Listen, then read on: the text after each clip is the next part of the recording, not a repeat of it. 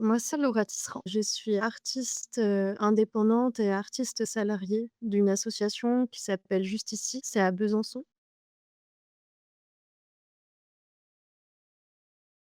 Je travaille vraiment essentiellement le graphisme, mais aussi des œuvres collectives et participatives.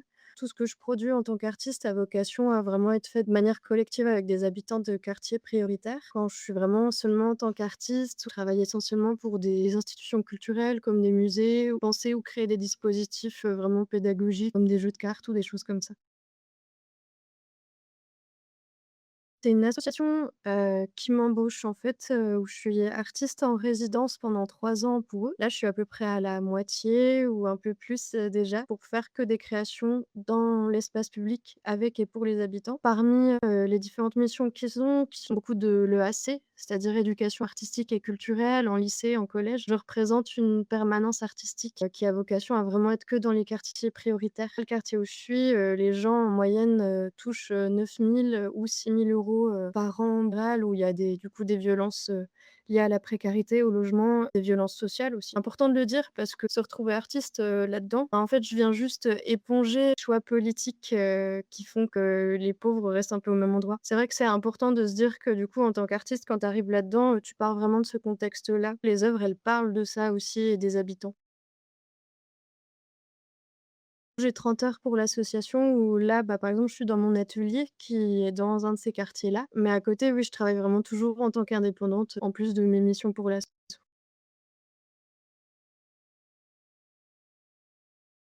Moi, l'AIR, j'en ai été diplômée en 2021. Je l'ai rejoint en équivalence en 2018. J'ai fait la troisième année, donc le DNA, puis le DNSEP. Moi, les années à l'école d'art, c'était vraiment chouette. Je sortais d'un BTS en design graphique, qui est aujourd'hui un DNMAD en graphisme, qui avait une approche très, créative, mais très dans la technique, autour de logiciels ou des médias imprimés, plutôt de l'édition, de l'affiche. De se retrouver dans une école d'art avec beaucoup, beaucoup d'ateliers à disposition, enfin, j'avais un peu cette soif, d'être plutôt dans de la matière, passer beaucoup de temps dans, bah, l'atelier de sérigraphie. J'avais pu toucher aussi aux arts du feu, avec la céramique et le verre. Ce que j'avais bien aimé en didactique visuelle, c'est qu'il y avait ce truc un peu, très transdisciplinaire où quand on étudie vraiment que le design, des arts appliqués, surtout, graphiques, on a du mal à y mêler tout de suite du bois. Aujourd'hui, ça me paraît assez évident. Le graphisme signalétique, donc on part plutôt vers de l'objet. En fait, l'école d'art, elle a porté ça quand même beaucoup, ce truc d'ouvrir un peu les champs des possibles en termes d'outils, graphiques et artistiques. Des fois, un peu cette sensation d'être, quand même, épuisé créativement, d'avoir besoin de se ressourcer, autrement, en se rappelant aussi pourquoi est-ce qu'on décide de faire ces études-là et de trouver toujours un peu de la joie dans des projets même quand ils sont plus difficiles.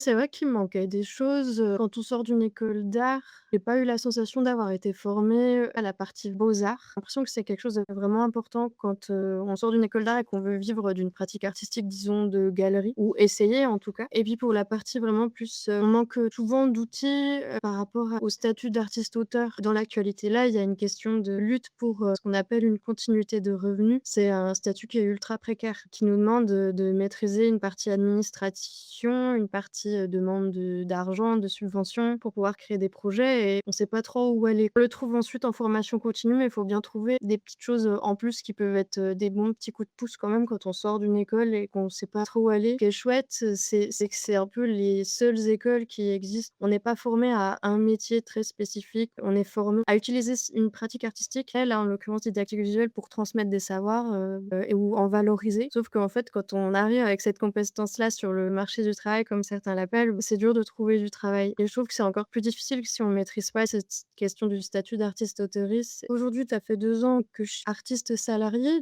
J'ai un salaire tous les mois qui tombe, en tant qu'artiste en quartier prioritaire pour faire des œuvres collectives. En dehors, je suis toujours indépendante, même si j'ai beaucoup réduit ma pratique parce que j'ai beaucoup de travail.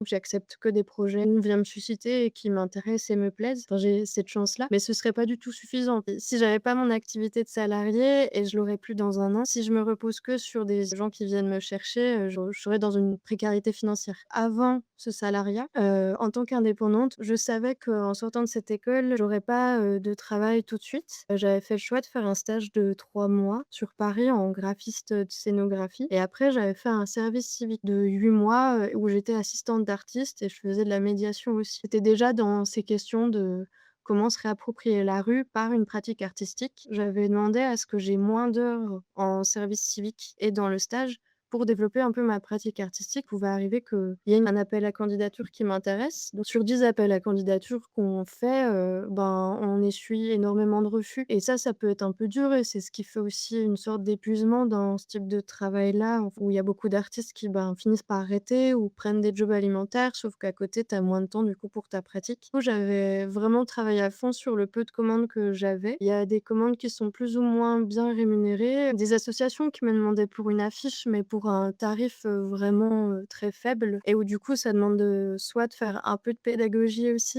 pour expliquer, le travail que c'est. Les gens vont souvent, te dire que c'est un métier passion. Sous ce prétexte-là, les gens peuvent s'autoriser à te demander des choses ou si j'accepte de faire une affiche pour, 100 €, ça les vaut pas du tout, ça c'est beaucoup de travail. Finalement, tu adhères à leur idée que ton travail, ne vaut pas très cher. Accepter des commandes, pour peu d'argent, ça ne sert pas du tout le métier. On sait que les assos, elles ont pas des gros budgets, du juste parler du fait que ça vaut pas ce prix. On peut être d'accord quand même de le faire à ce prix-là en se disant que c'est une part bénévole aussi. Moi, par exemple, le fait que je sois artiste salariée aujourd'hui, c'est assez exceptionnel.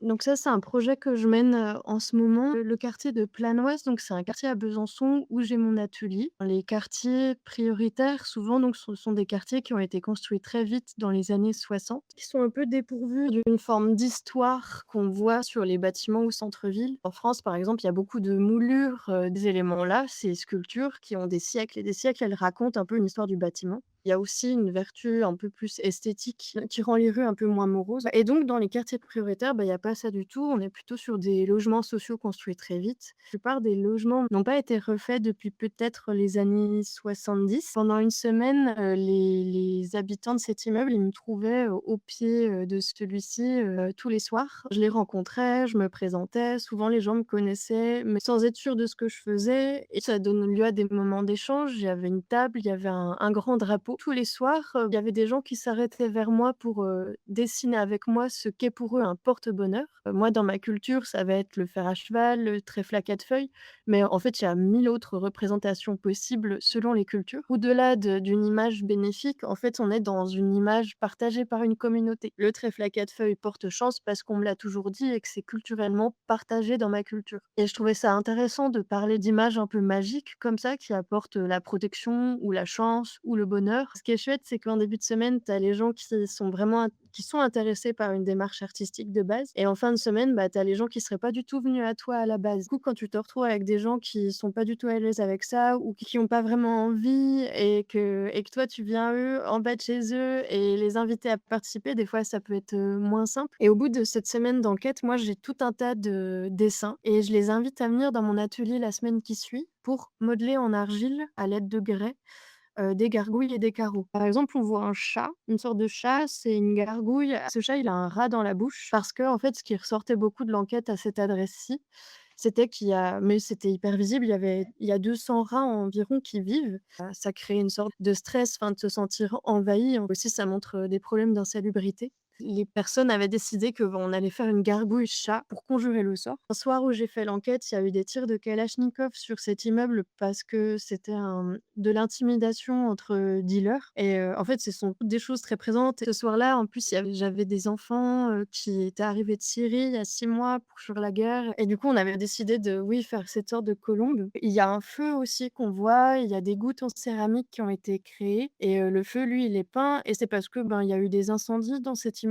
Il y a au-dessus de la porte d'entrée 2 grandes mains où dessus il y a des dessins, qui sont des symboles kurdes, solaires. Il y a beaucoup de gens non francophones. Tout de suite, quand tu poses la question aux gens: «Qu'est-ce que pour vous un porte-bonheur?» et que tu vois que, ben, ils te font comprendre que malheureusement ils peuvent pas parler avec toi et qu'en fait toi tu dégaines tout de suite ton quelque chose pour traduire, en fait, il y a tout de suite un lien très fort qui se crée parce que les gens ont envie, en fait, d'échanger. Les enfants dessinaient souvent des arcs-en-ciel et oui, de l'eau et du soleil, c'est forcément un signe de bon augure. On avait modelé les céramiques et on les avait mises en couleur et moi, je fais l'émaillage. J'ai un four dans mon atelier. Je suis toujours en lien avec les habitants tout du long aussi. Il y a des amitiés qui naissent ou des gens qui sont vraiment, très curieux de ce qui se passe. La phase finale après la pause, c'est vraiment la peinture collective, donc je suis là pendant plusieurs jours d'affilée, autant de temps qu'il faudra, je suis en train de peindre, faire les tracés et puis j'invite les gens à peindre avec moi et ce moment-là, il est chouette parce que les gens qui sont pas entrés dans la partie artistique, nous, on dessine tout le temps parce que c'est notre métier, mais en fait, quand tu arrêtes de dessiner depuis tes 10 ans, ben, on peut ne pas du tout être à l'aise avec un crayon. Il y a beaucoup d'hommes, dans le quartier qui bossent dans le bâtiment, donc ça, c'est chouette aussi, j'apprends aussi de ces savoirs-là. Après, je vais pas mentir, hein, des fois, c'était pas simple, le rapport aux gens dans la rue, surtout quand on est, une femme. Il y a une dimension artistique et il y a surtout une dimension sociale et il faut savoir un peu mêler les 2. Et le social, là, il est très riche et puis, bah, des fois, bien sûr, il est un peu plus dur. Je vais parler de ce projet, au plaidoyer arrêt engagement qui se passe au Louvre le 26 mars. Le projet, il a été sélectionné, donc ça, c'est chouette aussi parce que ça questionne finalement la question de l'habitat et comment se réapproprier nos espaces publics. Là, c'est un projet, que j'ai mené pour, l'association Stimultania qui est à Strasbourg et c'est une association qui travaille surtout autour de la photo. Elles font souvent des expos, gratuites de photographes. Elles m'ont contactée pour, refaire leur jeu de cartes. Donc c'est un jeu de 94 cartes. Il y a 6 catégories. L'idée, c'est par groupe, face à une photo, de piocher les cartes pour parler de la photo. Il y a des cartes qui vont plutôt parler de la dimension spatiale, parler de l'action ou ce qui s'y passe. Tout fait la partie illustrée et qu'est-ce qu'un mot représente? Par exemple, à la carte tout en bas à droite, c'est surprendre. Il faut se demander, comment est-ce que je vais représenter le mot surprendre? Et c'était hyper intéressant de créer une sorte de vocabulaire en fait, graphique qui soit uniquement visuel. Ça doit pouvoir s'adresser à des gens non francophones, à des enfants comme à des adultes. Comment créer une forme signe, comment créer une sorte d'alphabet graphique qui raconte, bah, 94 mots avec des fois des choses vraiment très conceptuelles, quoi.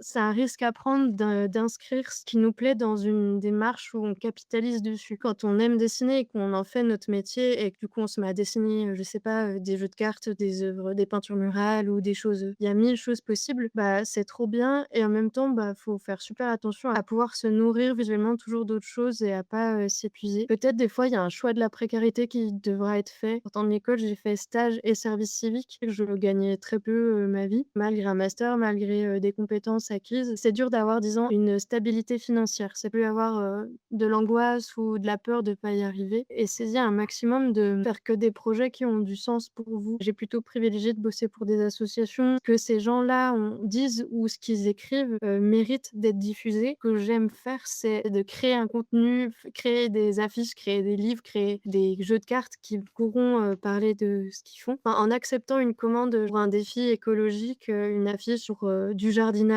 collectif, pour ce type d'association-là. Derrière, il y a un couloir qui peut s'ouvrir, de personnes qui vont nous reconnaître, dans ce domaine-là. Si bien sûr on fait que des affiches publicitaires, on n'aura que des publicitaires qui viendront nous demander du travail. Quand même ce truc qui est cool, quand on est artiste, auteur, c'est qu'on peut vraiment se permettre plein de trucs. On le voit, je pense déjà en didactique visuelle. Je me rappelle qu'on avait des projets, à la fois vraiment, du coup média imprimé et puis en même temps des projets des fois beaucoup plus vers de l'objet. Il y avait des élèves dans ma classe qui avaient fait des choses, du mobilier en bois. C'est pas du tout quelque chose que j'avais considéré comme possible, de pouvoir prétendre à faire du mobilier. En fait, il y a plein, plein de possibles qui peuvent s'ouvrir. Le prétexte qu'on est artiste, en fait, on a plein de possibles qui s'ouvrent et il y a plein de surprises, quoi. On peut nous demander plein de choses vraiment, chouettes à faire qui font qu'on se renouvelle aussi beaucoup dans nos savoirs et nos pratiques.